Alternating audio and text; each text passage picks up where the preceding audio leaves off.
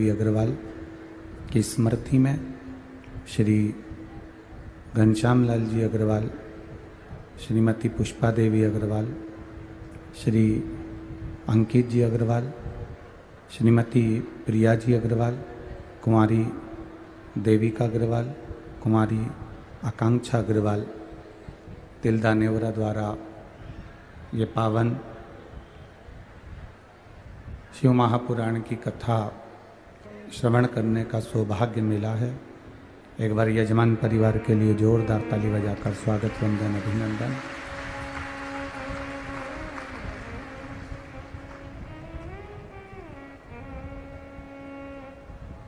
शिव की कृपा होती है तब कहीं हम किसी सतमार्ग की ओर आगे बढ़ पाते हैं।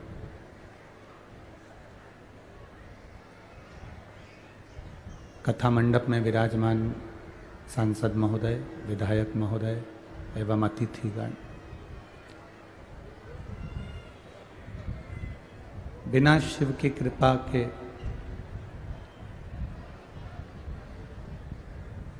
भगवान की अविरल भक्ति तक पहुंच पाना कठिन है।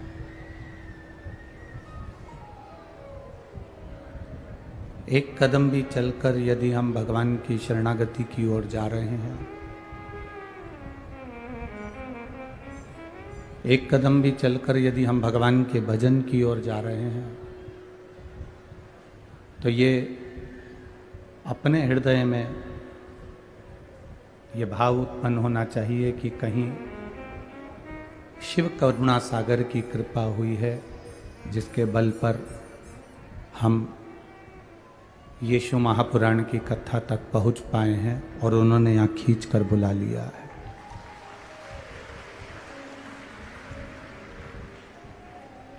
शक्कर और संत, इन दोनों का काम एक ही होता है। आप शक्कर को किसी भी चीज में डालेंगे वो अपनी मिठास छोड़ देती है। गुड़ को, शहद को, शक्कर को आप किसी भी चीज में डालेंगे वो अपनी मिठास छोड़ देगी।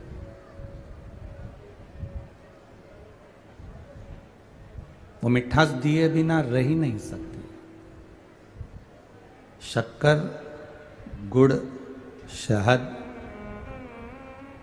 अपनी मिठास, जिसमें भी आपने उसको डाला है वो अपनी मिठास दे ही देती है। उसी तरह संत जो होते हैं, सद्गुरु जो होते हैं, साधु, तपस्वी, साधक, उपासक जो होते हैं, गुरु और संत का काम भी एक ही होता है कि वो जनमानस को भगवान की भक्ति की मिठास में डुबो दे। शक्कर जैसे अपना तत्व छोड़कर चली जाती है, मिठास छोड़कर चली जाती है कि ये सब्जी में डाली तो सब्जी मीठी हो गई, कड़ी में डाली कड़ी मीठी हो गई, पोहा में डाला पोहा मीठा हो गया, खिचड़ी में डाला खिचड़ी मीठी हो गई, चाय में डाली तो चाय मीठी हो गई, दाल में डाली दाल मीठी हो। शक्कर ने अपनी मिठास, जहां भी शक्कर को डाला गया उसने अपनी मिठास दे दी। जहां संत, सन्यासी, तपस्वी, साधक, उपासक, भगवत भजन करने वाला जहां भी जाता है अपनी भक्ति की मिठास शक्कर की तरह छोड़कर चला जाता है। उसका एक क्रम बना हुआ है।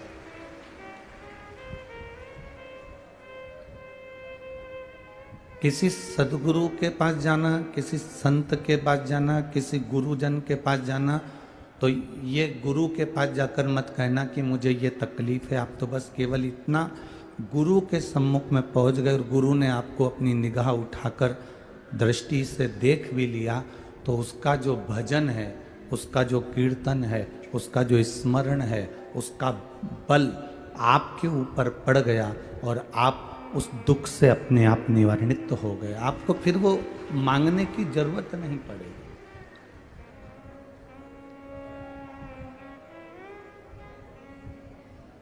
किसी गुरु के पास में मांगने के लिए कभी मत जाओ। गुरु के पास जाओ तो उसकी कृपा की दृष्टि हो जाए और हमारा कल्याण हो जाए।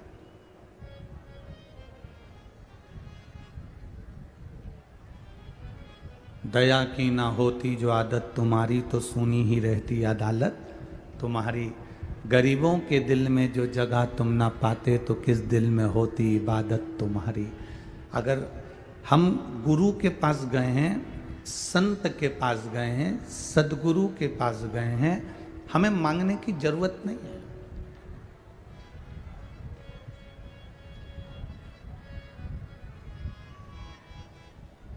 देव और महादेव में एक बहुत बड़ा अंतर है।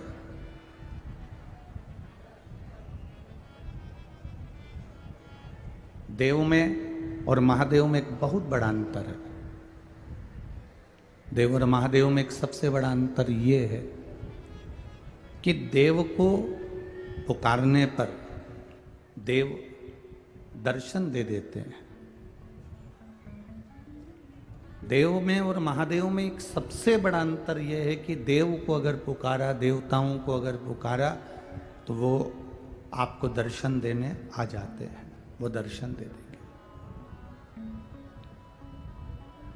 देव और महादेव में सबसे बड़ा अंतर है कि देव और महादेव देवता का काम है, अगर कोई ने पुकारा तो वो दर्शन देने के लिए आ जाते हैं, वो दर्शन देने के लिए पहुंच जाते हैं। और महादेव में और देव में एक सबसे बड़ा अंतर ये है कि महादेव दर्शन देने के लिए नहीं आते, जिसने उनको पुकारा है उसको दर्शन के लायक बना देते हैं, उसको ऐसा बना देते हैं कि लोग उसका दर्शन करते हैं।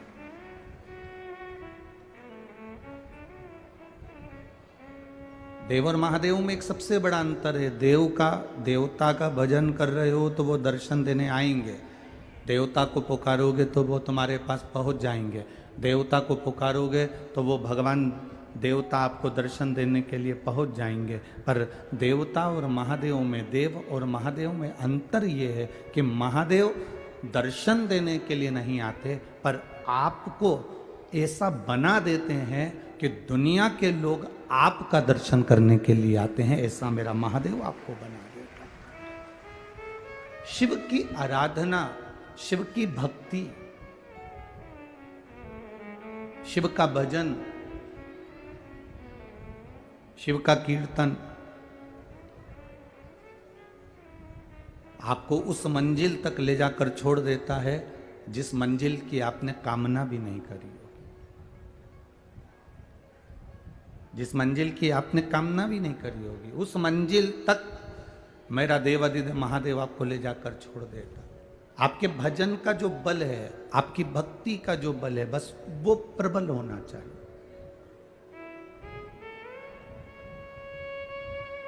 और जब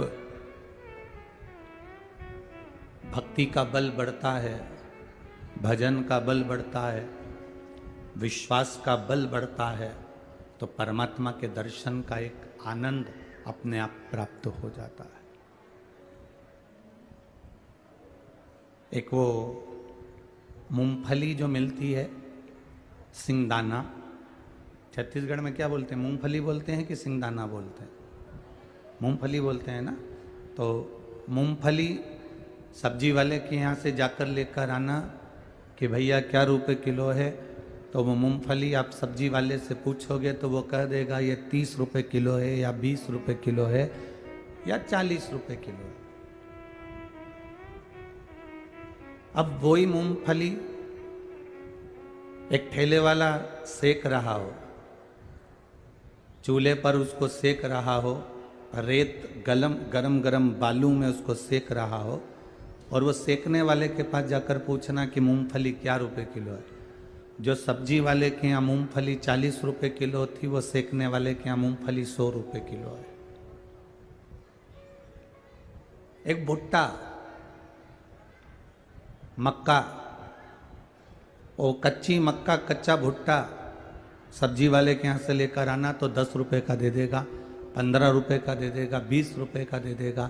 और जिसके यहाँ वो आग में उसको तपा रहा है, सेक रहा है, जिसके यहाँ वो सेकने में लगा हुआ है, उसके यहाँ जाकर पूछना। तो सब्जी वाले के यहाँ अगर वो 10 रुपए का है तो सेकने वाला 20 का देगा। सब्जी वाले के यहाँ अगर 15 रुपए का है तो सेकने वाला वो 30 रुपए में देगा। सब्जी वाले के यहाँ अगर वो 20 रुपए का है तो सेकने वाला उसको 40 रुपए में देगा। क्यों? मूंगफली कच्ची है तो उसकी कीमत कम है, सिक गई कीमत ज़्यादा हो गई। भुट्टा कच्चा है उसकी कीमत कम है, सिक गया उसकी कीमत ज़्यादा हो गई। कारण केवल इतना सा है, जो ये संसार सागर में आने के बाद परिवार, नाते, रिश्ते, कुटुंब, कबीले, अपने, पराए, इनके तानों में, इनके अपशब्दों में, इनकी गालियों में, इनके आड़े टेढ़े व्याख्यान में पढ़कर जो सिक जाता है, दुनिया की ताप में जो सिक जाता है, उसकी कीमत अपने आप बढ़ जाती है, उसकी पहचान अपने आप बढ़ जाती है। उसकी कीमत अपने आप बढ़ गई, उसकी पहचान अपने आप बढ़ गई।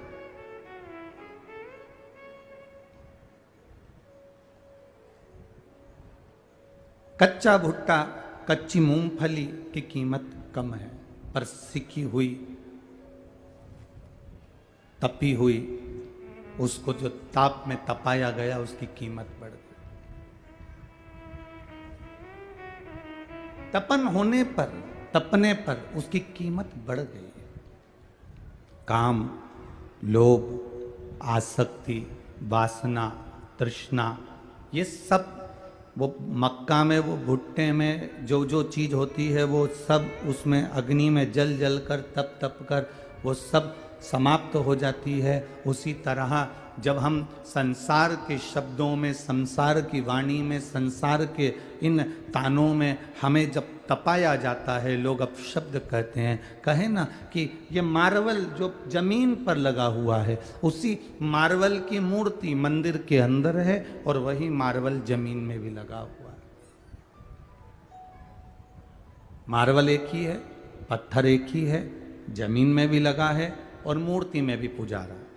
मार्बल जमीन में भी है और मूर्ति में बनकर भगवान की आराधना में भी पूजा रहा है। उसका कारण केवल इतना है कि मार्बल को जब तराशा जा रहा था, मार्बल को जब तराश रहे थे, मार्बल को जब काट रहे थे, तराशते तराशते तराशते तराशते वो इतना तराशा गया कि भगवान बनकर मंदिर के अंदर पूजा गया। और जो तराशते समय नहीं तराश रहे थे और जो चोट को सहन नहीं कर पाया, वो टूट गया तो जमीन पर लग गया। उस पर लोग जूता रख रहे, पाँव रख रहे, थूक रहे, गंदगी कर रहे हैं। जिसने चोट को सहन कर लिया, जिसने शब्दों को सहन कर लिया, जिसने वाणी को सहन कर लिया, जिसने अपशब्दों को सहन कर लिया, दुनिया के लोग आड़ा टेढ़ा कहें, दुनिया के लोग अपशब्द कहें, दुनिया के लोग आड़ा टेढ़ा बोलें, और यदि आपने उनके शब्दों को सहना प्रारंभ कर लिया, उनके तानों को आप सहते रहे, उनके तानों को आपने सह लिया, तो समझ लो कि आपकी चमक बढ़ जाएगी और आप देवाधिदेव महादेव के करीब तक पहुंच सकते हो।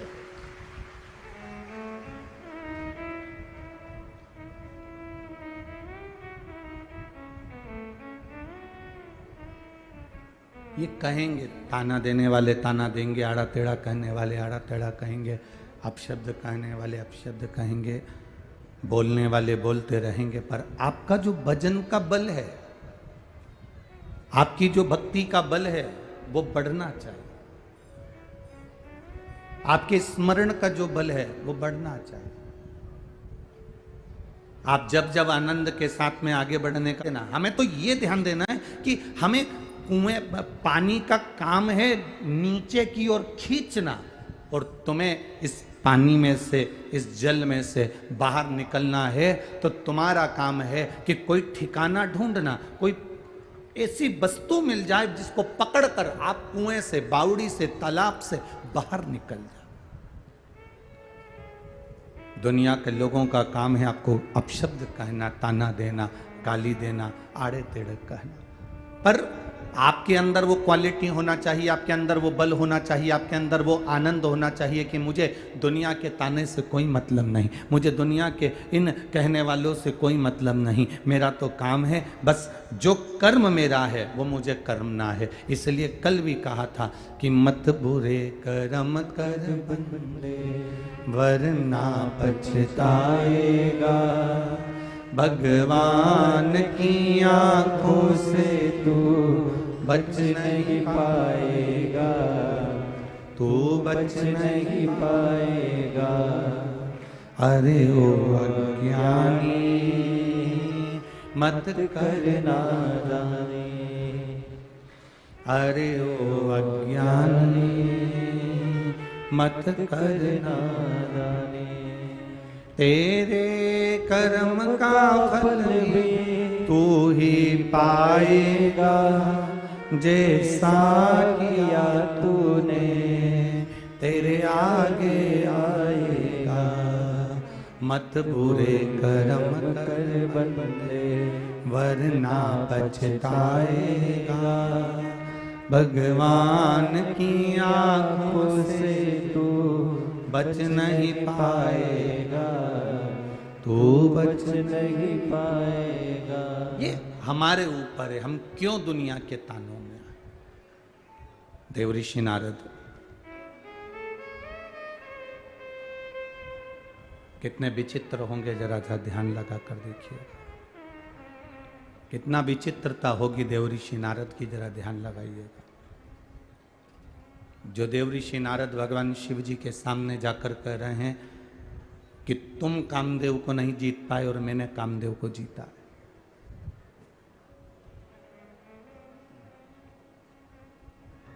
जो तुमने नहीं करा वो मैंने करा। शिव जी ने स्वीकार कर लिया कि मैंने कामदेव को नहीं जीता। आपने जीता है ना, बस आपसे इतना सा निवेदन है कि यह बात आप किसी से मत कहो कि मैंने जीता। अपनी बड़ाई अपनी जीवान से और पड़ोसी की बुराई अपनी जीवान से कभी मत करो। अपनी जिह्वा से अपनी बड़ाई मत करना और अपनी जिह्वा से किसी की बुराई मत करना।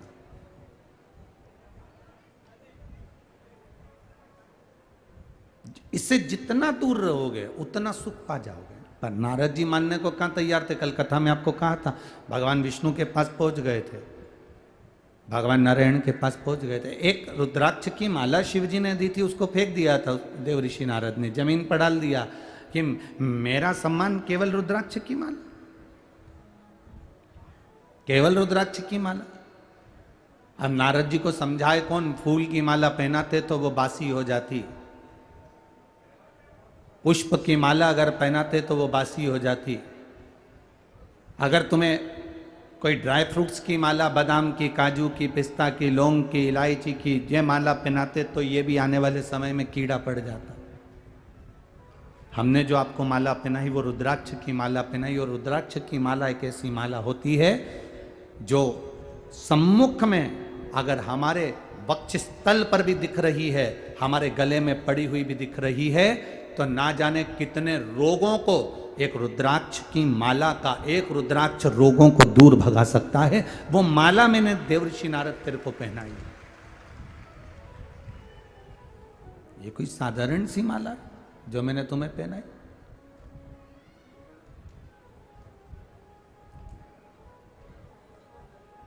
माला माला में अंतर होता है। एक नेताजी को कोई माला पहनाए, एक व्यक्ति को कोई माला पहनाए, वो माला में अंतर है। और एक व्यक्ति जब अपने शादी के समय पर स्टेज पे जाता है और दुल्हन माला पहनाती है, वो माला में अंतर है कि नहीं? बोलो, जम के बोलो जरा, अंतर है ना। एक पत्नी पहना रही है, एक अर्धांगिनी पहना रही है, एक जिससे उसका विवाह हो रहा है वो उसको माला पहना रही है, और एक संसार के लोगों ने माला पहना।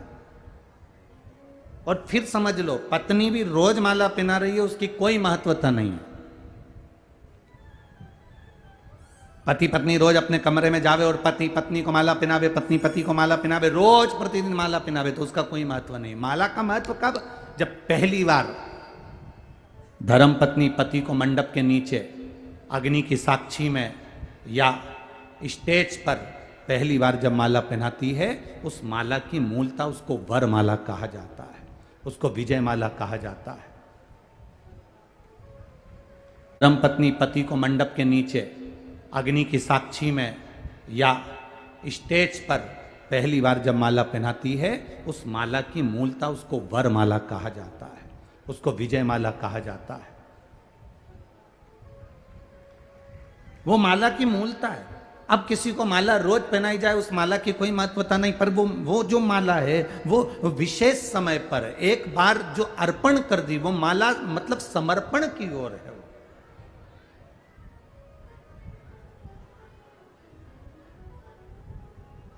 तुम रोज मंदिर जाते हो, प्रतिदिन मंदिर जाते हो, प्रतिदिन भगवान के मंदिर में पहुंचकर जल चढ़ाते हो, तुम्हें मालूम नहीं रहता कि आज सोमवार की अष्टमी है, तुम्हें मालूम नहीं है कि आज शिवरात्रि है, तुम्हें मालूम नहीं कि आज बुद्ध की अष्टमी है, तुम्हें मालूम नहीं कि आज बुद्ध की प्रदोष है, तुम्हें मालूम नहीं कि आज रवि की प्रदोष है, तुम्हें मालूम नहीं कि आज वो कौन सी तिथि। आप तो बस रोज मंदिर जा रहे हो, रोज शंकर जी को जल चढ़ा रहे हो, रोज बेलपत्र चढ़ा रहे हो, तुम रोज शिव जी की आराधना कर रहे हो, तुम्हें नहीं मालूम कि आज सोमवार की अष्टमी है, कि रविवार का प्रदोष है, कि बुधवार का प्रदोष है, कि गुरुवार का प्रदोष है, कि तुम्हें कोई अंदाजा नहीं। तुम तो नियम बनाकर बस प्रतिदिन भगवान के मंदिर जाना, भगवान को जल चढ़ाना, भगवान को जल चढ़ाकर बेलपत्र समर्पित कर देना, ये तुमने नियम बनाकर करा। अब तुम्हें अंदाजा नहीं कि आज कोई विशेष तिथि है, जिस तिथि पर अगर कोई भूल से भी जल चढ़ा देता है तो महादेव उस पर कृपा कर देते हैं। लोग कहते हैं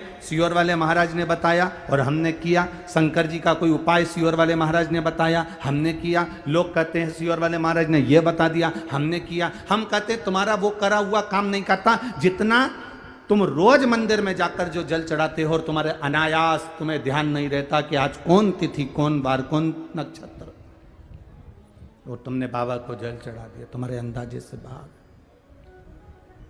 और तुमने भगवान शिव को रिझा लिया और बस तुम्हें उसका फल प्राप्त हो गया, तुम्हें उसका फल मिल गया।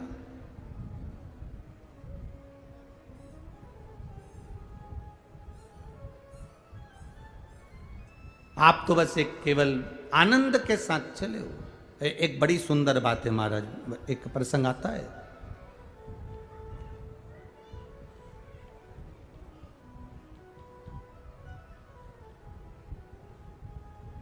एक संत की कुटिया, बहुत सारे भक्त संत के पास आते हैं, बहुत सारे। एक बाहर गांव की वैश्या को मालूम पड़ा कि यहाँ संत से मिलने बहुत लोग आते हैं, तो वैश्या को लगा कि यहीं संत के पास में ही मैं एक मकान ले लेती हूँ, जो संत के आएंगे मेरा सुंदरता देखकर मेरे पर लोभित होंगे और मेरे यहाँ भी आएंगे, मेरे यहाँ भी पहुंचेंगे। वैश्या ने पास में मकान ले लिया। संत के यहाँ भीड़ पड़ती, वैश्या के यहाँ भी भीड़ पड़ती, पर वैश्या को लगा कि इतनी भीड़ संत के यहाँ आती है और इतने लोग संत के यहाँ पहुँचते हैं, वैश्या को लगा कि जितने तो मेरे यहाँ नहीं आते उतने संत के यहाँ आते, जितने मेरे यहाँ नहीं आ रहे उतने संत के यहाँ आ रहे। बस वैश्या ने अपने जो चाहने वाला था उससे कहा कि मुझे ये संत की जो कुटिया है ये ठीक नहीं लग रही है, ये संत का जो भवन है, ये संत की जो कुटिया है ये मुझे ठीक नहीं लग रही। वैश्या का शब्द उसके चाहने वाले ने सुना तो क्या करूं, उसने कहा लगा दे आग संत के झोपड़े में, संत के झोपड़े में आग लगा दे। लगा, और संत के झोपड़े में आग लगा दी गई। आग लगाई, संत बाहर निकल गए, झोपड़ा धधक धधक कर जल रहा था।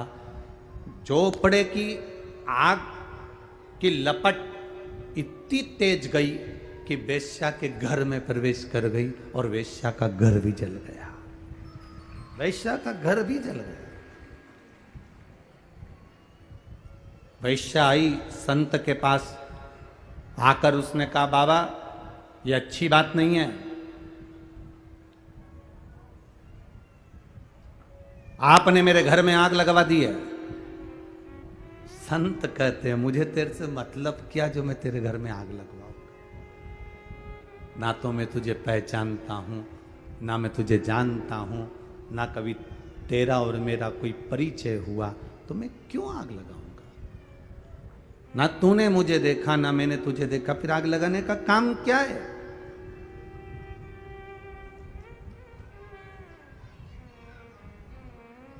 मैं क्यों आग लगाऊंगा?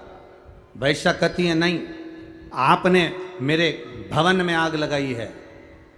संत कहते हैं, मैंने तेरे भवन में आग नहीं लगाई, बस बात इतनी सी है, तेरे यार ने मेरे घर में आग लगाई थी और मेरे यार ने तेरे घर में आग लगाई।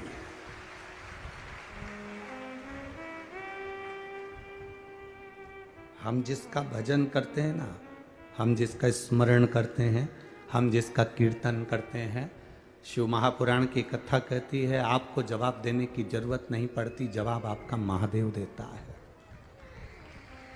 जवाब आपका महादेव देगा, आपको जवाब देने की जरूरत नहीं है। आप क्यों जवाब दे रहे हो? क्यों आप शब्द कह रहे हो? उसने गाली दी, पलट कर आपने गाली दे दी। भगवान कृष्ण को गाली पर गाली बुआ का लड़का दे रहा है, शिशुपाल। एक गाली देता तो चल जाता, सग्गी बुआ का लड़का। दुनिया के लोगों को कोई मतलब नहीं कि आप कितना कमा रहे हो, दुनिया के लोगों को कोई मतलब नहीं कि आप क्या कर रहे हो, दुनिया के लोगों को कोई मतलब नहीं कि आप कहां जा रहे हो। सबसे ज्यादा तकलीफ तो अपनों को होती है, दूसरों को तकलीफ नहीं होती है। दूसरों को कभी तकलीफ नहीं होगी, तकलीफ अपनों को होगी, तकलीफ अपने वालों को होगी, दुनिया के लोगों को नहीं। भगवान कृष्ण को जो गाली देने वाला था वो कोई दूसरा नहीं, किसी ने नहीं कहा भगवान कृष्ण को कोई चोर कह दिया हो या अपशब्द कह दिया हो या ताने दे दिया हो। भगवान कृष्ण को किसी ने गाली नहीं दी, भगवान कृष्ण को किसी ने अपशब्द नहीं कहा। भगवान कृष्ण को अपशब्द कहा तो उनकी बुआ के लड़के ने, शिशुपाल ने कहा, गाली पर गाली दी, और भगवान सुनते रहे, सुनते रहे, सुनते रहे, सुनते रहे, सुनते रहे। आखिरी में फिर सहन नहीं हो पाया, तब सुदर्शन उठाया और सुदर्शन उठाकर उसका शीश काटा। अंत में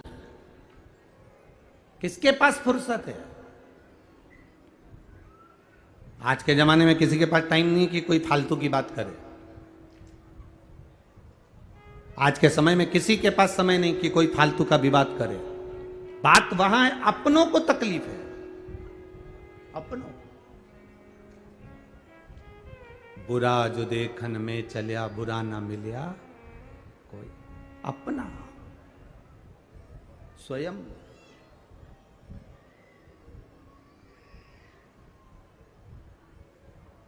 कावड़ लेकर जाने वाले जितने भक्त होते हैं, जो शिव जी की कावड़ लेकर जाते हैं, जो भगवान शंकर की कावड़ लेकर जा रहे हैं, शिव जी की कावड़ लेकर जाते हैं, शंकर जी को जल चढ़ाने जाते हैं।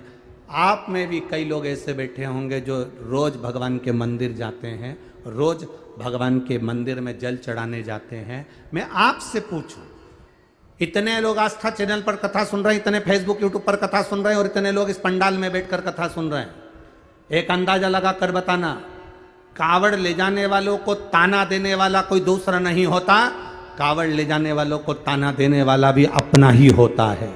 जल चढ़ाने वाले को ताना देने वाला दूसरा नहीं होता, जल चढ़ाने वाले को ताना देने वाला भी अपना ही होता है। आप रोज मंदिर जाओगे, दुनिया के लोग आपको ताना देंगे, ये चल्दी सती सावित्री। बताओ मंदिर जाने से क्या होता है? क्या मिलता है शिव जी को जल चढ़ाने से? क्या मिलता है बेलपत्र चढ़ाने से?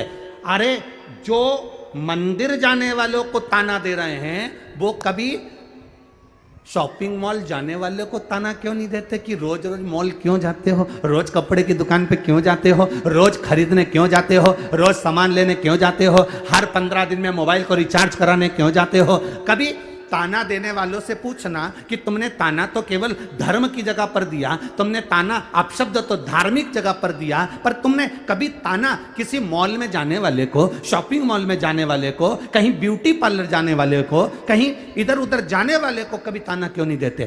क्यों? क्योंकि वो उस जगह ताना दे ही नहीं सकते। उनको दिक्कत तो केवल उस बात से है कि ये भगवान से जुड़ क्यों रहा है,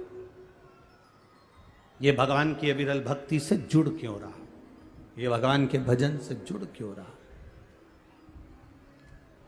और बोल बम का नारा है, सहारा है। ताना देने वाले देते रहेंगे आपको भगवत भजन। वो कहते हैं ना, एक लोहे का कीला, एक लोहे की कील, लोहे का कीला, इसको नदी के उस पार ले जाना है। इस कीले को पानी से पार करना, उस पार बहुत लंबी चौड़ी नदी है और कीले को पार ले जाना। कीले को पानी में छोड़ दो, पार उतर जाएगा? बोलो, जम के बोलो जरा। कीले को पानी में डाल दो तो वो उस पार हो जाएगा? नहीं हो।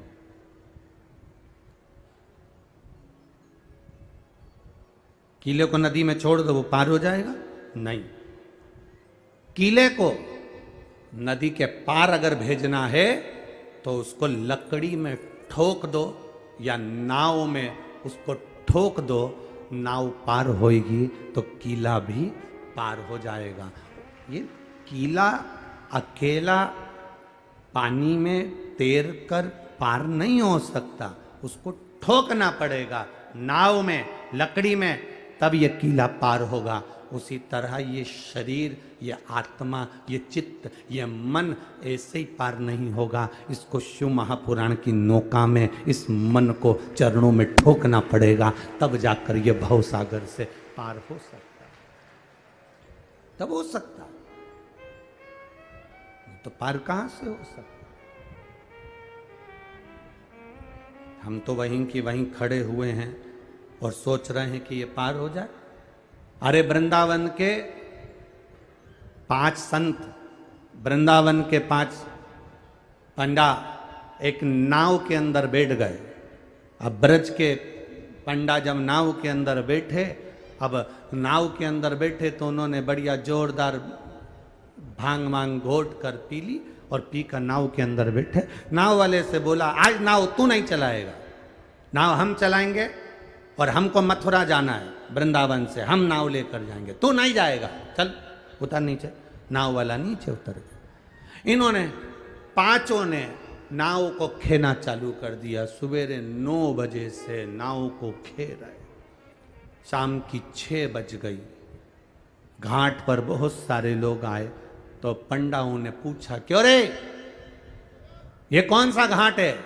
तो क्या ये वृंदावन का घाट है। तो हम तो मथुरा जा रहे थे, अभी तक नहीं पहुंचे। सुबह 9 बजे के निकले, शाम की 6 बज गई, अभी तक मथुरा क्यों नहीं पहुंचे?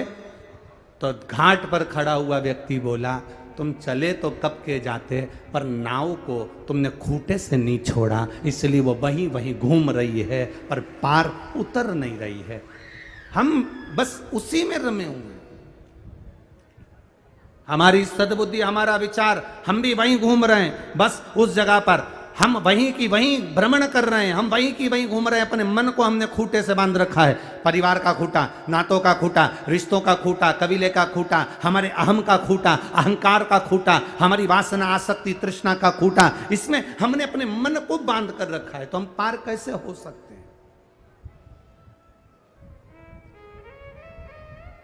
शिव मंदिर में जाना, सारे खूंटों से छूट कर जाना। शंकर के मंदिर में कभी तुम सेठ बनकर मत जाना। शंकर के मंदिर में कभी भी तुम ये मत सोच कर जाना कि तुम्हारे पास में कितना बड़ा बंगला है, कि कितनी गाड़ी है, कि कितनी फैक्ट्री है, कि कितना दुकान है, कि कितनी जायदाद है। शंकर के मंदिर में कभी ये सोचकर मत जाना कि तुम कितने सुंदर हो। शिव के मंदिर में ये सोचकर मत जाना कि तुम्हारे पास कितना वैभव है। शिव के मंदिर में तुम ये कभी सोचकर मत जाना कि तुम्हारे पास कितनी गाड़ी है। शिव के मंदिर में ये सोचकर मत जाना कि कितने लोग तुम्हारी बात सुनते हैं। शिव के मंदिर में तो ऐसे जाना जैसे एक पिता से मिलने के लिए एक बेटी अपने बाप के पास जाती है, ऐसे शंकर से मिलने के लिए तुम जाना कि शिव तुम्हारी सुने और तुम शिव की सुनो। देवऋषि नारद ने गलती करी। नारद जी ने अहंकारवश रुद्राक्ष की माला को फेंक दिया। नारायण जी के पास में जाकर अपना गुणवाद गा भी दिया।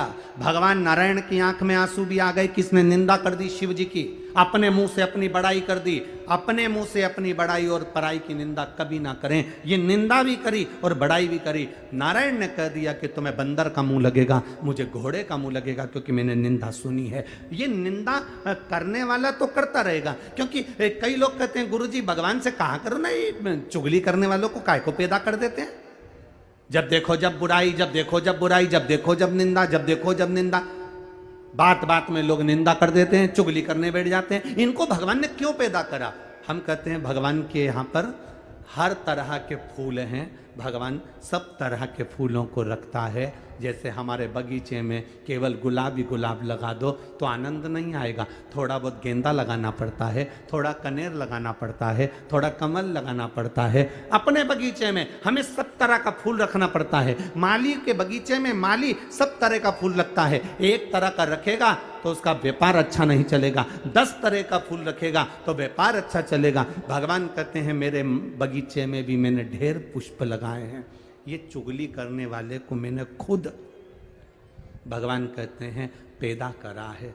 निंदा करने वाले को भगवान कहते हैं मैंने पैदा करा है। उसका कारण केवल एक है, ये जिसकी जिसकी निंदा करेंगे वो अच्छा होता चले जाएगा और रोग इनके खाते में आता चले जाएगा। ये ठीक होता जाएगा।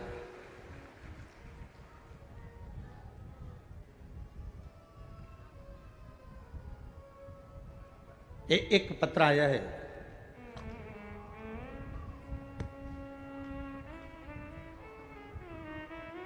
मैं सीमा वर्मा, पति श्री गोकुल प्रसाद वर्मा, वार्ड क्रमांक 15, रानू मिल के सामने, नेवरा, तिल्दा, जिला रायपुर, छत्तीसगढ़ से निवास करता हूँ। कहीं बैठे हो तो हाथ हिला सकते हैं। मेरी बड़ी बेटी का विवाह हुए 10 वर्ष हो गए थे। कहीं बैठे हो तो हाथ हिला सकते हैं। मेरी बड़ी बेटी के यहाँ शादी हुए, उसका विवाह करे 10 साल हो गए थे। उसके यहाँ संतान नहीं थी। गुरुदेव इलाज निरंतर करते थे, डॉक्टरों को दिखाया, सब कुछ किया, पर 10 साल तक औलाद नहीं हुई। मेरी बेटी को मैंने कहा तू शिवजी के मंदिर जाया कर, सफेद आंकड़े की जड़ का प्रयोग कर। बेटी जब मंदिर जाने लगी, उसको लोग अपशब्द कहने लगे। मंदिर जाने लगी, ताना देने लगे, आड़ा टेढ़ा कहने लगे। मेरी बेटी की आंख में आंसू आए। उसने कहा पिताजी मंदिर जाऊं तो लोग आड़ा टेढ़ा तो कहते हैं, अपशब्द तो कहते हैं। मैंने अपनी बेटी से कहा सियोर वाला महाराज कहता है तानों से मत डरना। ये ताने नहीं, ये तो हमारे मार्ग को सफल करने के लिए जितनी जितनी लोग गाली दें, जितना जितना लोग निंदा करें, अपशब्द कहें, समझ लेना तेरी बीमारी कट रही है और भगवान तेरी झोली भरेगा जरूर। तू मंदिर जाती रहे। मैंने बेटी से कहा, बेटी ने मंदिर जाना प्रारंभ करा, सफेद आंकड़े की जड़ का प्रयोग करना प्रारंभ करा, पशुपति व्रत करना प्रारंभ करा। और बाबा की कृपा का क्या वर्णन करूं। दुनिया के लोग उसको ताने देते थे, अपशब्द कहते थे कि इसके यहाँ संतान नहीं होगी। 10 साल दिखाते दिखाते हो गए, औलाद नहीं हुई, तो अब क्या होगी। जब लोगों की ताने पड़ते रहे, अपशब्द कहते रहे गुरुदेव, और बाबा की कृपा का मैं क्या गुणगान करूं। 21 जुलाई 2023 को मेरी बेटी के घर में जुड़वा बच्चे हो गए, जिनका फोटो में लगा रहा हूं। यह शिव तत्व है। जुड़वा बच्चे हुए, जिनका फोटो में लगा रहा हूं, ये शिव की कृपा, ये शंकर की उदारता, ये शंकर की करुणा और उसकी दया।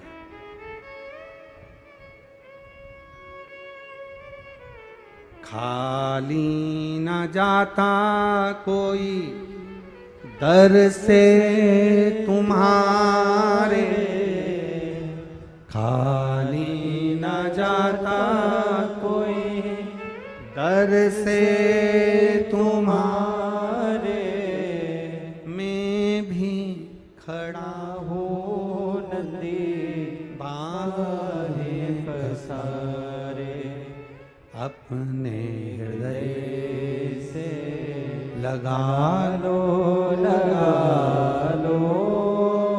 गिरा जा रहा हो, उठा लो, प्रभु अपने दर से अब तो न टालो, गिरी जा रही हो, उठा लो। आपको अगर लोग ताना दे रहे हैं, गाली दे रहे हैं, अपशब्द कह रहे हैं, समझ लेना कि प्रभु की कृपा अब चालू हुई है। अच्छा बताओ, मीराबाई बचपन से भगवान का भजन करती थी, बोलो सही है कि गलत है? सही है। बचपन में मीराबाई को भगवान ने दर्शन दिया था क्या? अरे बोलो जम के। मीराबाई को जब जहर का प्याला आया, मीराबाई को जब सांप का पिटारा आया, मीराबाई को जब शेर के सामने ले जाकर छोड़ दिया, मीराबाई को जब जंगल में ले जाकर छोड़ दिया, जितनी बार मीरा के सामने बार बार मीरा को जब कष्ट मिला, तब गिरधर गोपाला उस मीराबाई के लिए दौड़ कर आया। तब आया।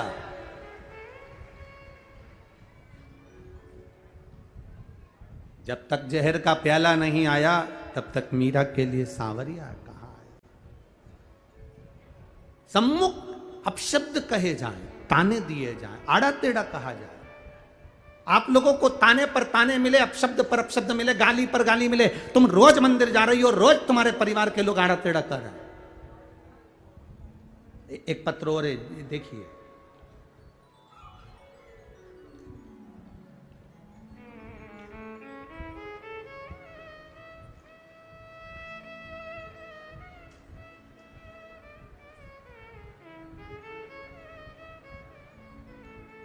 सुनीता वर्मा,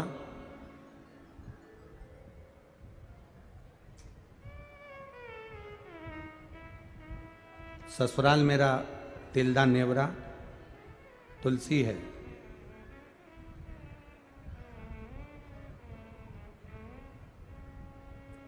कोरबा बालकों में रहती हूँ, नौकरी है छत्तीसगढ़ में।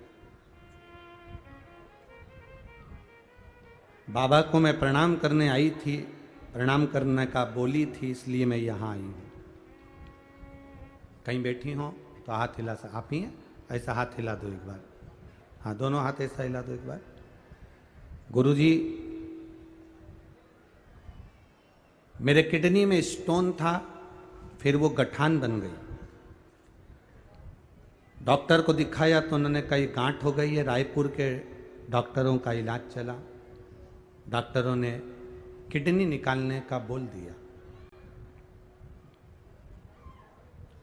अब डॉक्टर ने कहा कि ये किडनी निकलेगी और दूसरी किडनी अगर कोई डोनेट कर रहा हो तो आप वो लगवा सकते हैं। अब कहाँ किडनी ढूंढे बाबा? रायपुर दिखाया और 2 जगह दिखाया, सब ने कहा किडनी को निकालना पड़ेगा, किडनी बेकार हो गई। गुरुजी, शिव जी का मैं क्या वर्णन करूं, बाबा का मैं क्या गुणगान करूं। जब किडनी निकालने के लिए हॉस्पिटल में एडमिट हो गए, किसी ने कहा कि शंकर जी पे एक बार जल चढ़ाकर उसका पानी पीकर फिर ऑपरेशन के लिए चले जाओ। बाबा, बाबा तो बाबा होता है। गुरुजी, विश्वास करा जिसने मुझे बताया था मैंने उसकी बात पर विश्वास करा और शिव जी को जल चढ़ाकर मैं ऑपरेशन के लिए चली गई। और बाबा का मैं क्या गुणगान करूं, ऑपरेशन तो हुआ पर मेरी किडनी अच्छी हो गई, उसे निकालना नहीं पड़ा, इसलिए मैं बाबा को यहाँ प्रणाम करूँ। दोनों हाथ एक बार हिला दीजिए, हर हर महादेव। बैठिए, ये शिव तत्व है। बैठिए बहन, ये शंकर, ये ओघड़ी, ये दयालु, ये दातार है, ये त्रिकालदर्शी, ये कैलाशी है।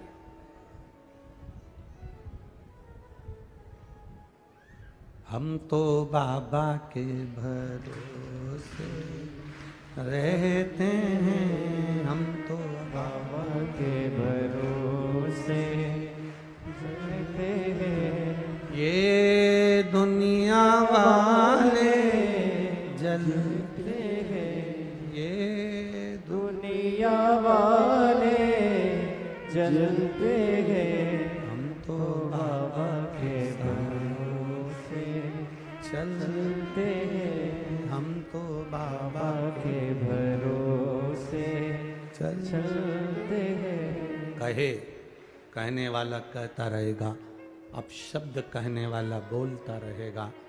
शिव तत्व की प्राप्ति का सुख ये बहन लिख रही है। ऑपरेशन तो हुआ, डॉक्टर ने ऑपरेशन कर कर कह दिया किडनी निकालने की जरूरत नहीं, इसकी किडनी तो ठीक है। और शिव तत्व हमारे भीतर का विश्वास है। रामचरितमानस में लिखा क्या है? एक तिल्दा नेवरा के एक वकील साहब ने अपना पत्र भेजा है।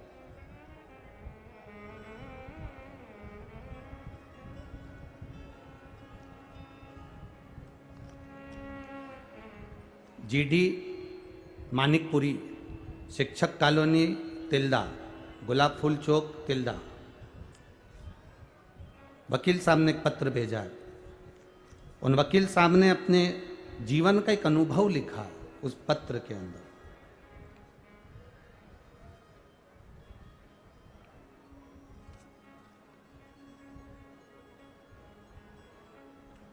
जीडी मानकपुरी, जिन्होंने अपना एक, मैं अभी अधिवक्ता हूं, नोटरी करता हूं, मेरे जीवन का एक अनुभव लिख रहा हूं कि जो शिव के मंदिर जाता है, गुरुजी आपने कथा में कहा, और लोगों ने जो शिव मंदिर जाना चालू करा उसका फल हमने हमारे क्लाइंटों में भी देखा है। लोग हमको बोल कर जाते हैं कि हमने जल चढ़ाया था तो हमारा ये केस निपट गया, हमने जल चढ़ाया था तो हमारा ये तिल्दा नेवरा के वकील कहीं बैठे हो तो हाथ हिला सकते हैं। जीडी मानिकपुरी जी, शिक्षक कॉलोनी तिल्दा नेवरा। एक विचार, एक संबोधन, एक शब्द, एक अनुभव उन्होंने अपना लिखा कि शिव तत्व है क्या और उस तत्व को हम जाने कैसे। ये हंसने वाले हंसते रहेंगे, कहने वाले कहते रहेंगे। आपके ऊपर, हमारे ऊपर लोग ज्यादा कहते हैं ये तो टोटके वाला महाराज है, ये तो उपाय वाला महाराज है, ये तो लोगों का काम है ताना देना। तुम टोटके वाला समझो चाहे उपाय वाला समझो, पर इतने लोगों की झोली अगर बाबा भर रहा है तो हम टोटके वाले ही सही, उसमें कोई दिक्कत नहीं। हमें कौन सा फर्क पड़ रहा है किसी के कुछ कह देने पर। आग लगे बस्ती में अपन रहो, क्या किसको रोई है, चादर तान के सोई है। जितना तुमको अपशब्द कहा जाएगा, जितने जितने लोग तुमको गालियां देंगे, जितना जितना तुमको आड़ा टेढ़ा कहेंगे, आप उतने उतने सीढ़ी सीढ़ी सीढ़ी सीढ़ी चढ़ते चढ़ते चढ़ते चढ़ते एक दिन मेरे शिव तत्व को प्राप्त कर जाओगे और मेरे महादेव के हो जाओगे, उतने नजदीक पहुंचोगे। मीराबाई को जब तक अपशब्द ना किया गया, मीराबाई के सामने गिरधर गोपाल नहीं आए। जब मीराबाई को ताने दिए गए, कहां है तेरा कृष्ण, कहां गिरधर गोपाला, कहां तेरा कन्हैया, जहर का प्याला अमृत कर दिया, सांप का पिटारे में पुष्प की माला कर दी, शेर के सामने खड़े होकर भगवान ने बंसी का नाद कर दिया, वन में जहां प्रहलाद के सम्मुख में खोलते तेल में डाला, ठंडा पानी हो गया, हाथी के पांव के नीचे प्रहलाद को डाला, बच गया। जब तक उसको त्राणना नहीं मिली तब तक वो सुख का अनुभव नहीं करा, परमात्मा के एक करीब का अनुभव नहीं कर पाया। परमात्मा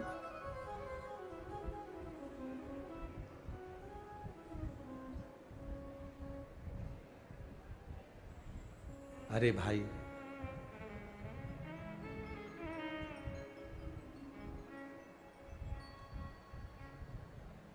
हमें शिव की एक लोटा जल की महत्वता का स्मरण करना है। हम आपसे कहेंगे, रोग हो, बीमारी हो, तकलीफ हो, डॉक्टर को जरूर दिखाओ। किसको दिखाओ? डॉक्टर को जरूर दिखाओ। जितनी जांच डॉक्टर बोले वो सारी जांच कराओ, जैसा जैसा डॉक्टर बोले वैसा करिए। पर उस डॉक्टर का काम है बताना, वो डॉक्टर के अनुसार बताए वैसा करो। दवाई लो, औषधि लो, जैसा बोल रहा है, जितनी जांच बोल रहा है वो सब कराओ। पर साथ में एक काम और करते रहना, जब जब डॉक्टर के यहाँ जाना तब तब मेरे महादेव का श्री शिवाय नमस्तुभ्यम बोलते जाना। एक पत्र और है,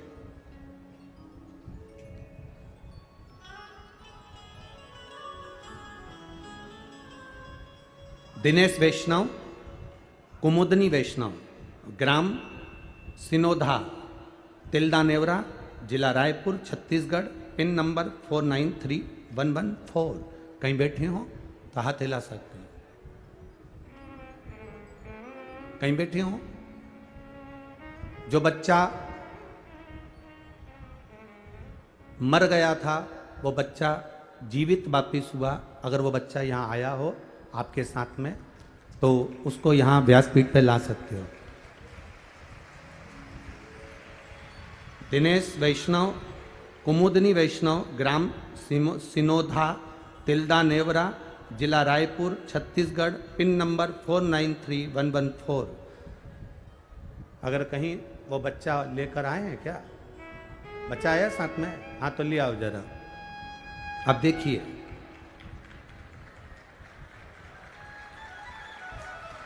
भोलेनाथ की महिमा का मैं क्या बखान करूं गुरुदेव। मेरे छोटे भाई का लड़का भतीजा जो कि 1.5 वर्ष का है, वह खेलते खेलते पानी की बाल्टी के अंदर उल्टा हो गया। पानी की बाल्टी के अंदर उल्टा हो गया। आधे घंटे तक उसका मुंह बाल्टी के अंदर था, पैर ऊपर थे। हम अपने गांव के हॉस्पिटल में लेकर गए तो डॉक्टर ने कह दिया इसकी सांस रुक गई है। सारी जांचें कर कर कह दिया ये मर गया है। तुरंत आप चाहें तो और दूसरे डॉक्टर को दिखा लें। हमने गांव के डॉक्टर को दिखाया तो उन्होंने कह दिया इसकी सांसें तो बंद हो गई है, सांस नहीं चल रही है, अब इसको हम कहाँ ले जाएं। फिर भी हमारा मन नहीं माना कि मेरा बेटा मर नहीं सकता। हम उसको सीधे उसको हॉस्पिटल के लिए लेकर गए शहर के, और एक कौन सा हॉस्पिटल का नाम लिखा, मिशन हॉस्पिटल के तिल्दा में भर्ती किए। तिल्दा में जब भर्ती किए तो उनने भी कह दिया इस बच्चे की सांस नहीं चल रही है, ये मर चुका है, इसको आप ले जाओ। फिर भी मन नहीं माना। हम उसको रायपुर ले जाने की तैयारी करने लगे गुरुदेव। तिल्दा से हम रायपुर लेकर जा रहे हैं। बच्चे को आधे घंटे पहले डूब चुका था, प्राण जा चुके थे, 2 हॉस्पिटल में मना कर दिया था, रायपुर ले जा रहे थे। बीच में हम आपकी कथा सुनते थे तो कहाँ शंकर का बीच में मंदिर पड़ गया। वहीं से शिव जी को देखकर श्री शिवाय नमस्तुभ्यम कहना प्रारंभ कर दिया बस। और उस बच्चे को हम पूरे रायपुर के हॉस्पिटल में घूमते रहे, पर कोई हॉस्पिटल वाला उसको रखने को तैयार नहीं था। सब जगह एक ही बात बोले कि ये तो चला गया। तब गुरुदेव हम क्या वर्णन करें, तभी मैंने संकल्प ले लिया, बाबा तू अगर इसको बचा लेगा तो तेरा दरवाजे में आकर कथा सुनूंगी और एक बार पशुपति व्रत अवश्य करूंगी। तभी रायपुर का एक हॉस्पिटल जिसने इस बच्चे को झेल लिया और इस बच्चे को वेंटिलेटर पर रख दिया। हॉस्पिटल के डॉक्टरों ने कहा ये जीवित तो लग नहीं रहा, परंतु एक बार वेंटिलेटर पर रखकर देखते हैं, और वेंटिलेटर पर रखा। हम पास के मंदिर में गए, वहां से जल लाकर बेटे के ऊपर छीट दिए। 20 मिनट के बाद बेटे ने आंख खोल ली गुरुदेव। हम उस बच्चे को यहाँ लेकर आए। कहाँ है? लाए बच्चा?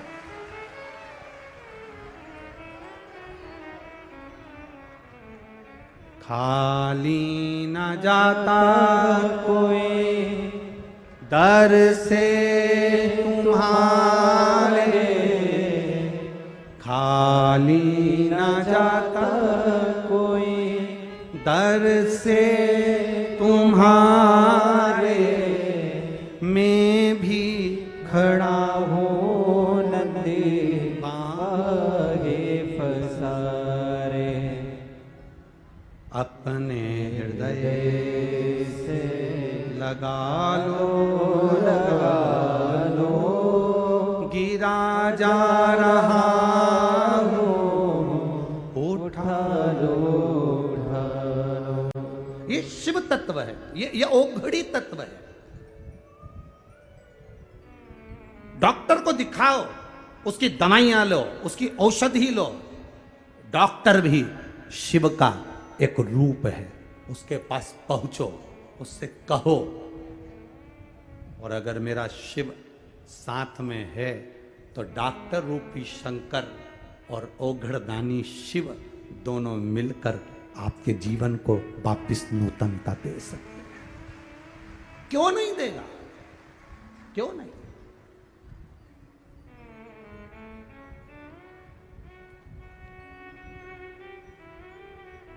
आपके जीवन को वापिस वो नूतनता दे सकता है। आप वहां तक पहुंचो तो उस शिव की स्तुति में, उस शंकर के गुणगान में, उस शंकर के आनंद में आप पहुंचो तो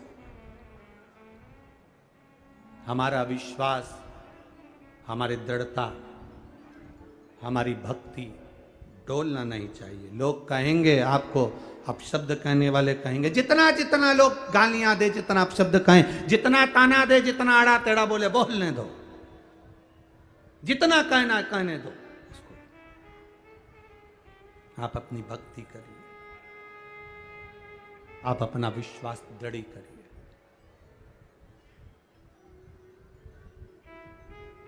भोलेनाथ दया करना, मैं तेरे भरोसे हूँ। मेरे बाबा दया करना, मैं तेरे भरोसे हूँ। मैं तेरे भरोसे हूँ, मैं तेरे भरोसे हूँ। मेरे बाबा दया करना, मैं तेरे भरोसे हूँ। ना घर के भरोसे हूँ, ना परिवार के भरोसे हो, ना घर के भरोसे हो, ना परिवार के भरोसे हो। मेरे बाबा दया करना, मैं तेरे भरोसे हूँ। मेरे बाबा दया करना, मैं तेरे भरोसे हूँ। ना इनके भरोसे हूँ। जिनको आता है वो भी बोलो, उसके ही तो सहारे हम। ना इनके भरोसे हूँ, ना उनके भरोसे हो, ना इनके भरोसे हो, ना उनके भरोसे हो। मेरे बाबा दया करना, मैं तेरे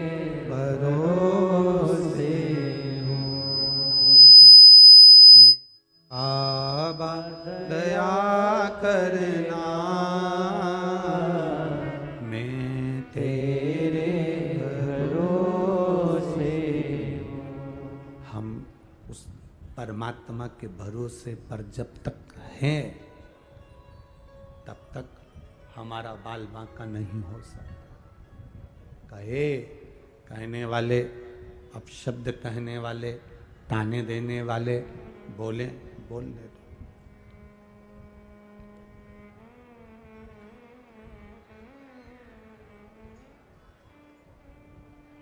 आज एक किसी ने एक प्रश्न किया था, गुरुजी आप लोगों से कहते हो कि शिव महापुराण की कथा में जो आता है उसका 3 महीने में काम हो जाता है, ऐसा यहाँ क्या होता है? हमने कहा यहाँ 3 चीजें एक साथ होती है, ग्रंथ, संत और भगवंत यहाँ एक साथ मिलते हैं, इसलिए बाबा सुन लेता है।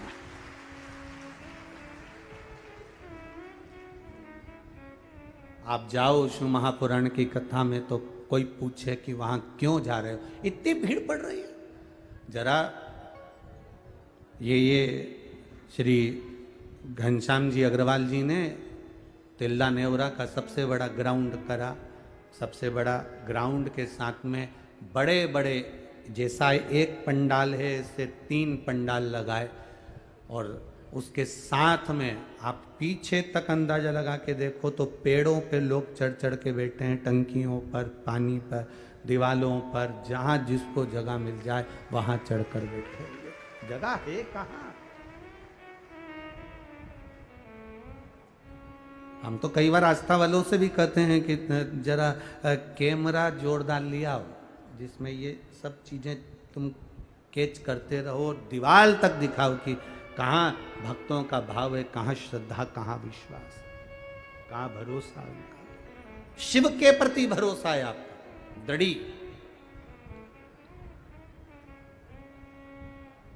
ये कौन है जो यहां कथा में आकर बैठे हैं? ये भगवंत हैं, और कथा में कई संत भी आकर बैठे हुए हैं, और कथा में ये ग्रंथ भी रखा हुआ है। तो ग्रंथ, संत और जम के बोलो भगवान, ये तीनों का समावेश इस शिव महापुराण की कथा के अंतर्गत होता है। तो भगवान भी आकर उसकी मनोकामना पूर्ण कर देता है। ये शिव तत्व की प्राप्ति है, ये आनंद की प्राप्ति। बोल बम का नारा है। ये हमारे भीतर का एक विश्वास, हमारे भीतर की एक दृढ़ता, हमारे भीतर का एक भरोसा, सुखता का, आनंदता का भाव।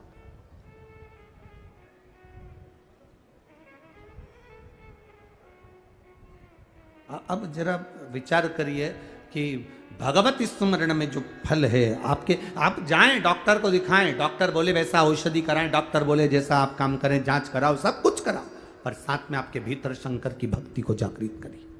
शिव के भीतर, आपके भीतर शिव की भक्ति को जागृत करिए।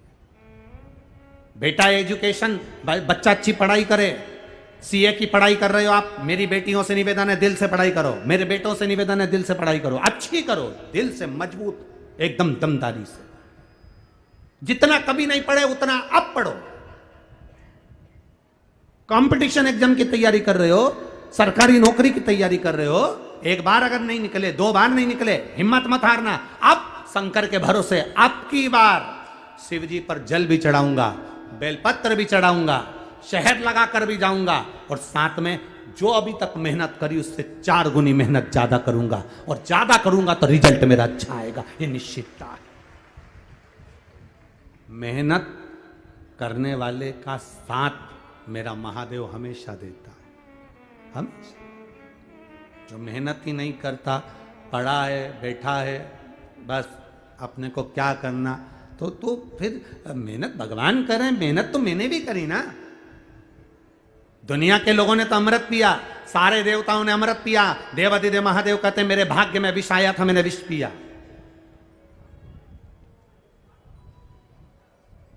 हमारे बीच में आदरणीय परम पूज्य गुरुदेव महामंडलेश्वर श्री स्वामी जी महाराज आए हैं, और बड़ा आशीर्वाद आपका हमेशा रहता है। मंत्री पद भी आपके पास में है, बाबा की कृपा है।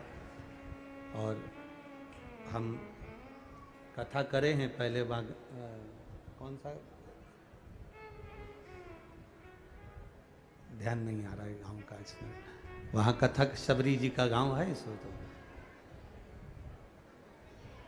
हाँ, शिवरी नारायण बाले महाराज जी पधारे, एक बार जोरदार ताली बजाकर उनके लिए स्वागत करना। तो शिव तत्व की प्राप्ति, आपका बड़ा आत्मीय प्रेम हर जगह जहां कथा होती है छत्तीसगढ़ में, आपका आशीर्वाद इस व्यासपीठ को मिल जाता है। एक बार जोरदार ताली बजाकर बहुत बहुत साधुवाद है। तो संत,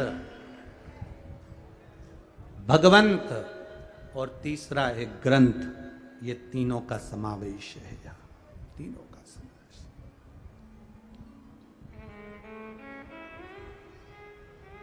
थोड़ा मेहनत करना पड़ेगा। आप सोचे कि मैंने शिव पुराण की कथा सुन ली तो मेहनत नहीं करना पड़ेगा, अरे करना पड़ेगा। शिव के मंदिर तक भी जा रहे हो, ये आपका परिश्रम है। शिव जी के मंदिर में झाड़ू पोछा लगा रहे हो, ये आपका परिश्रम है। साथ में पढ़ाई कर रहे हो। कौन कहता है कि आपकी सरकारी नौकरी नहीं लग सकती? कौन कहे कि आपका सरकारी नौकरी ना लगेगी?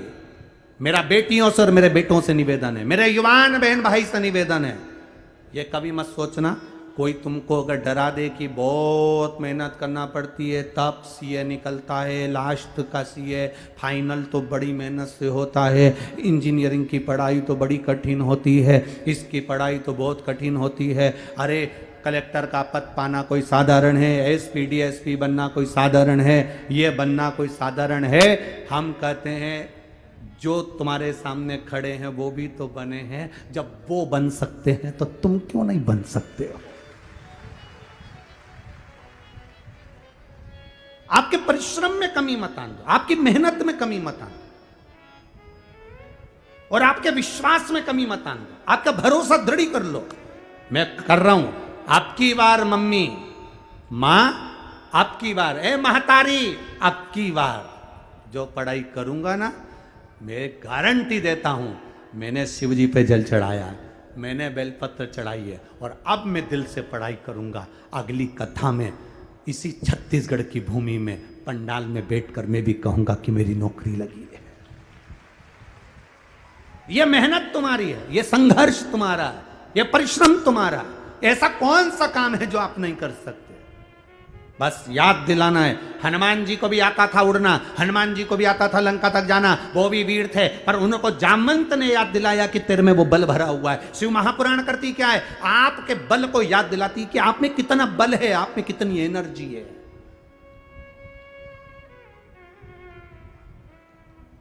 शंकर भगवान विष नहीं पी रहे थे, देवताओं ने विष दे दिया शिव जी के पास में, शंकर भगवान नहीं पी रहे थे। शिव जी जब विष नहीं पी रहे थे तो पार्वती जी पास में खड़ी थी, उन्होंने कहा सारे देवताओं को अमृत मिला है, आपके पास में विष आया है।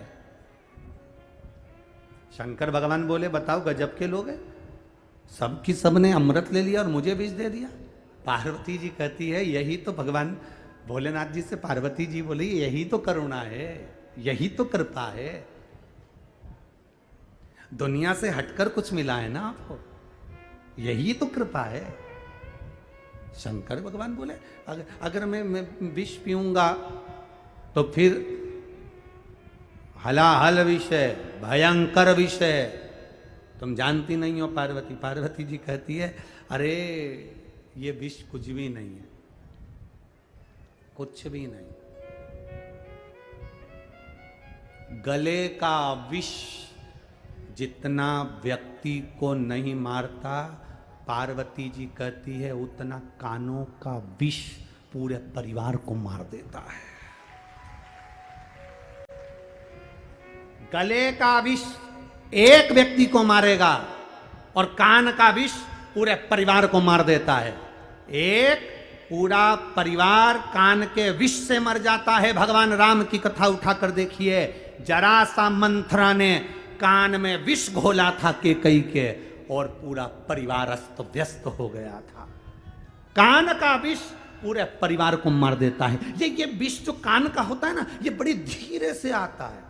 लोग बड़ी मिठासता से कान का विष देते हैं। तुम्हारी काकी जी ने ऐसा कह दिया, तुम्हारी चाची जी ने ऐसा कर दिया, तुम्हारे भैया ने ऐसा कर दिया, तुम्हारे ससुर तो ऐसे हैं, तुम्हारी सास तो वैसी है। ये कान का जो विष होता है अच्छे अच्छे परिवार को बर्बाद कर देता है। गले का विष, मुख का विष, जिह्वा का विष एक को मारेगा, पर कान का विष सबको मार देता है जितने घर में है। और यही तो हो रहा है। आज हो क्या रहा है घर में? पति को पत्नी के बारे में अपशब्द कोई कह दे, पत्नी को पति के लिए कह दिया, तुम्हारा पति ऐसा, तुम्हारी पत्नी ऐसी, तुम्हारा परिवार ऐसा, तुम्हारे रिश्तेदार ऐसे, तुम्हारी माता ऐसी, तुम्हारे पिता ऐसे। ये विष जो भरा जाता है ये बर्बाद कर देता है पूरा परिवार। ये पूरे परिवार को बर्बाद। ये विष, कान का जो विषय है सबसे भयंकर विष।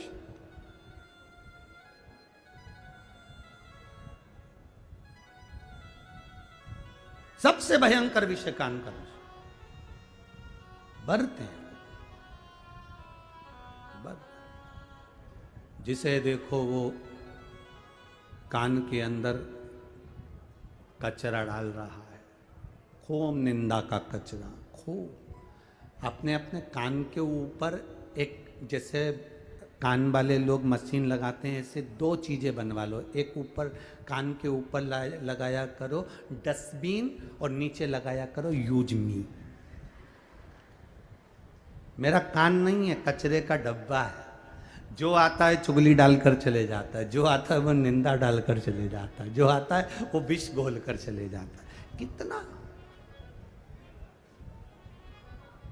ना जी भर के देखा, ना कोई बात थी, बड़ी आरज़ू थी मुलाकात की।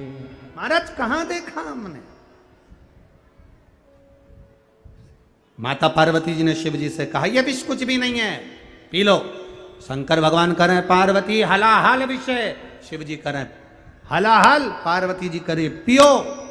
यह विष कुछ नहीं है, कुछ नहीं। अगर बल है तो बड़े से बड़ा कार्य कर सकते हो, अगर बल नहीं है तो कुछ नहीं कर सकते। अगर भगवान ने कोई बड़ी बीमारी भी दे दी ना, तो इतनी जल्दी मत हार मत लेना। बहुत सारा कर्जा भी हो गया ना, बहुत जल्दी हार मत मान लेना कि मैं बहुत कर्जे में हो गए, सब बर्बाद हो गया, मैं तो मर जाऊं तो अच्छा, परिवार नष्ट हो गया, कुछ नहीं बचा। ना ना ना, मरना नहीं है। अगर कितना भी दुख आ जाए, कितना भी रोग आ जाए, कितनी भी तकलीफ आ जाए, कितना भी कर्जा हो जाए, कितनी भी तकलीफ में पड़ जाओ, मरने का प्लान बिल्कुल मत बनाओ, क्योंकि मर भी गए तो वापिस जन्म लेकर फिर भोगना पड़ेगा। तो एक बार नौकरी पूरी करके जाओ, ड्यूटी पूरी। अगर घर पे खाना बना कर आ गए, बच्चों का टिफिन रख कर आ गए, सारा काम कर कर आ गए, सास को चाय पिला कर आ गए, ससुर की दवाई देकर आ गए, उसके बाद में कथा में आकर बैठ गए, तो कोई तुमको आड़ा टेढ़ा बोलेगा क्या? जम के बोलो जरा।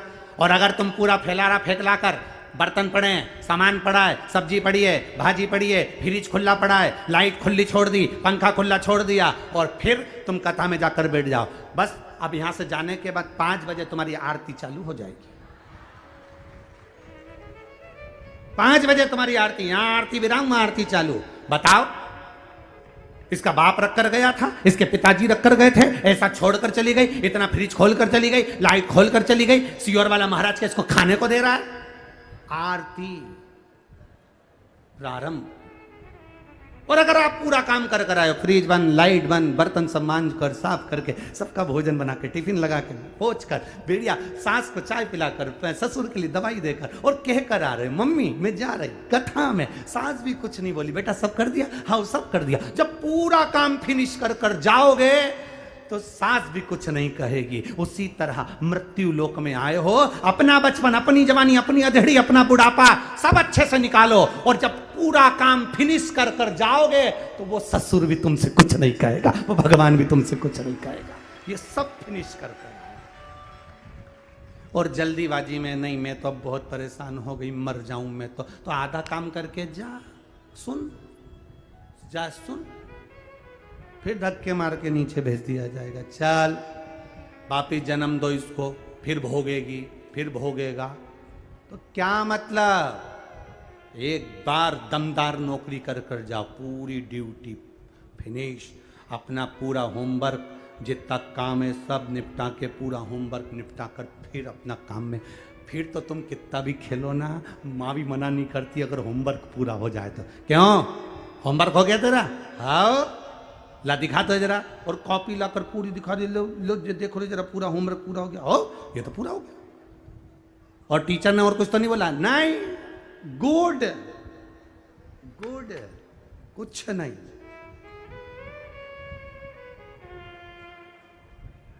और नहीं तो कहीं कहीं का जो मक्कार बच्चा होता है वो बड़ा बड़ा बहाना बनाता है। एक टीचर ने अपने बच्चों से कहा, सुनो कल तुम जो है चूहा, बिल्ली, कुत्ता और गाय, इनका फोटो बना कर लाना, चित्र अपनी अपनी कॉपी पे हो। सब बच्चों ने तैयारी कर ली, चूहा, बिल्ली, कुत्ता और बोलो जम के बोलो गाय, सबका चित्र बना। सब ने बनाया। एक आलसी था, वो बनाया, एक बैठ गया स्कूल में। टीचर ने सबसे पूछा, तुमने बनाया? दिखाओ। सबके साइन करते करते टीचर इस आलसी बच्चे के पास आ गए, तुमने चित्र बनाया? हाँ। देखिए, बच्चे ने जो कॉपी खोली तो वो कोरी थी, उसमें कुछ भी नहीं था। टीचर ने पूछा, इसमें तो कुछ भी नहीं है, तुमने क्या बनाया? बच्चा बोला, मैंने चूहे का चित्र बनाया। कहाँ है? चूहे के बाद जब मैंने बिल्ली बनाई थी तो बिल्ली चूहे को खा गई। बिल्ली कहाँ है? मैंने बिल्ली के बाद जब कुत्ता बनाया था तो कुत्ता बिल्ली को खा गया। भगवान शिव से अपने मन की बात बड़े भाव के साथ में प्रार्थना के स्वरूप में कही।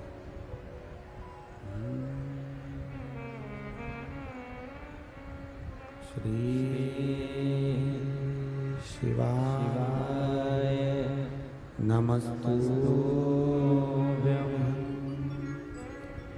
श्री शिवाय नमस्तुभ्यं। श्री शिवाय नमस्तुभ्यं। श्री शिवाय नमस्तुभ्यं। श्री शिवाय नमस्तुभ्यं। भोला सब दुख काटो हमारा, ओ भोला सब दुख काटो हमारा। शिव शंकर जपो तेरी माला, भोले बाबा जपो तेरी माला। भोला सब दुख काटो हमारा, ओ भोला सब दुख काटो हमारा। वेश मंगल मंगलकारी, वेश है मंगल मंगलकारी। शमशाने वासी हमारा, शमशाने वासी हमारा। ओ भोला सब दुख काटो हमारा, ओ भोला सब दुख काटो हमारा। शिव कथा कह रही है। संत, ग्रंथ और भगवंत, इन तीनों का समावेश एक जगह पर होता है।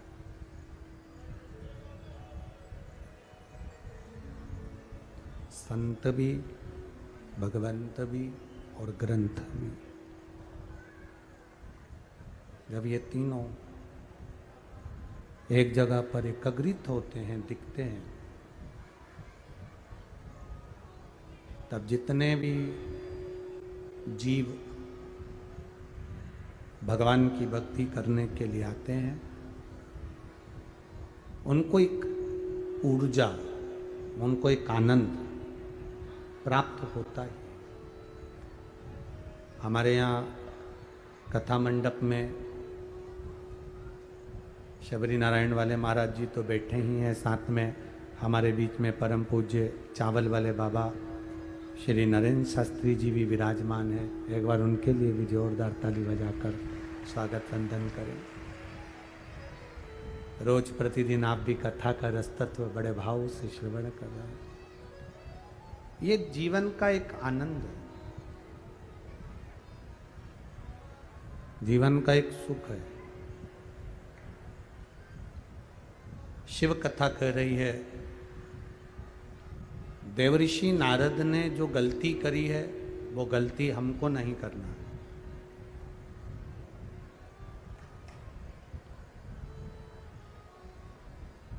देवऋषि नारद ने जो गलती करी वो गलती है ठीक नहीं। अपने मुख से, अपनी जिह्वा से अपनी बड़ाई और अपनी जिह्वा से अपने पड़ोसी या रिश्तेदार या पहचान वालों की बुराई ठीक नहीं है। नारद जी को गए, बंदर का मुख लग गया, घोड़े का मुख भगवान को लग गया। नारद जी ने जाकर तप साधना करी, चंद्रभागा नदी के तट पर बैठकर तप साधना में नारद जी लीन।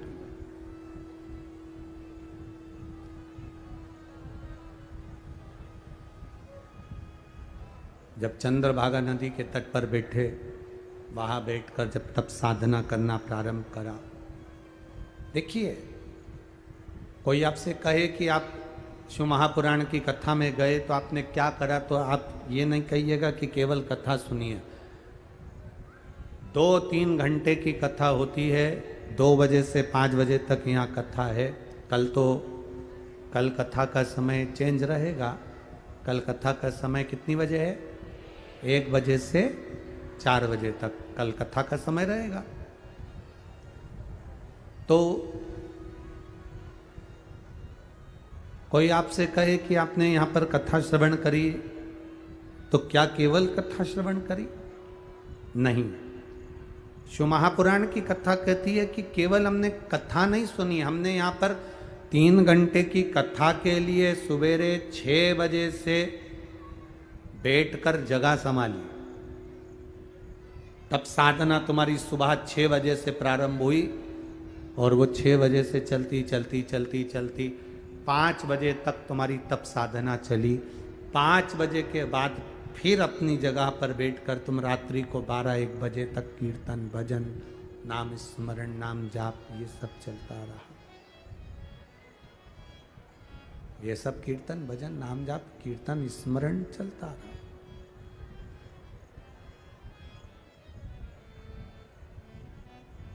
केवल 3 घंटे की कथा तो 2 बजे से 5 बजे पूरी हो जाती है, पर इसके आगे और इसके पीछे जो तुम्हारा भजन का बल है, इसके आगे और पीछे जो तुम्हारा कीर्तन का बल है, वो प्रबल है।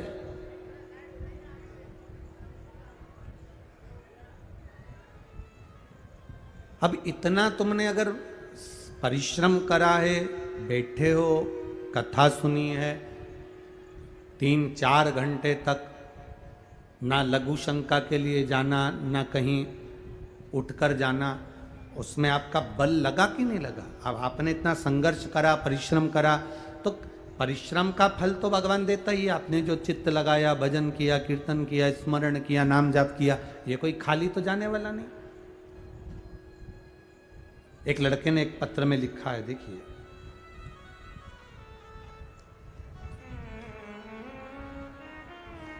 पहले तो एक किसी ने पत्र लिखा है, गुरुजी मेरा नाम संजय केसरवानी है, मैं तिल्दा निवासी हूँ। कहीं बैठे हैं केसरवानी जी? कहीं बैठे हो तो हाथ हिला सकते हैं। गुरुजी मेरा नाम संजय केसरवानी है, मैं तिल्दा निवासी हूँ, मेरा फ़ोन नंबर ये है। बाबा का मैं क्या वर्णन करूँ गुरुदेव, मेरा छोटा सा काम है गुपचुप गोलगप्पे का। पानी पतासे का मैं ठेला लगाता हूँ, गोलगप्पे का ठेला लगाता हूँ। परिस्थिति ऐसी नहीं है गुरुदेव बहुत संघर्ष का जीवन जिया, पर मैं बस इतना कहना चाहता हूं कि मेरे बाबा ने जो हाथ पकड़ा मैं उसका बताना चाहता हूं आपको। पानी पूरी का ठेला लगाता हूं, गोलगप्पे का ठेला लगाता हूं, जो मिल जाता है उसमें अपने परिवार का गुजारा करता हूं। शिव मंदिर में जाना चालू कर और बाबा से केवल एक ही बात कहता था, बाबा मेरी जिंदगी तो जैसी निकल गई पर मेरे बच्चों की जिंदगी संभाल लेना। गुरुदेव, कोई मुझसे पूछे कि बाबा देवादिदेव महादेव को जल चढ़ाने का फल क्या होता है, मैं बताऊंगा कि एक ठेला चलाने वाला पानी पतासा गोलगप्पा बेचने वाले को बाबा जब हाथ पकड़ता है तो मेरे दोनों बेटे बेंगलोर की मल्टीनेशनल कंपनी में जॉब मिल गया और मेरे बच्चे जॉब कर रहे हैं। एक गोलगप्पा बेचने वाला, ठेला लगाने वाला, पानी पूरी बेचने वाला, दुनिया के लोगों के झूठे बर्तन हाथ में झेल कर धोता हूं, पानी पूरी खिलाता हूं, जो मिल जाता है उसमें परिवार का पालन करता हूं, पर जल चढ़ाना, पानी चढ़ाना शिव जी को आपसे सीख कर मेरे 2 बेटे बेंगलोर की मल्टीनेशनल कंपनी में जॉब कर रहे हैं। ये शिव कृपा, ये शिव की उदारता।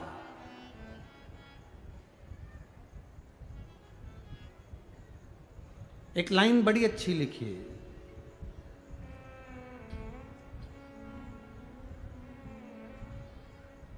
बाबा सब दुख काटवा और बाबा आप ही सहारा हैं, मेरी नैया का आप ही किनारा है।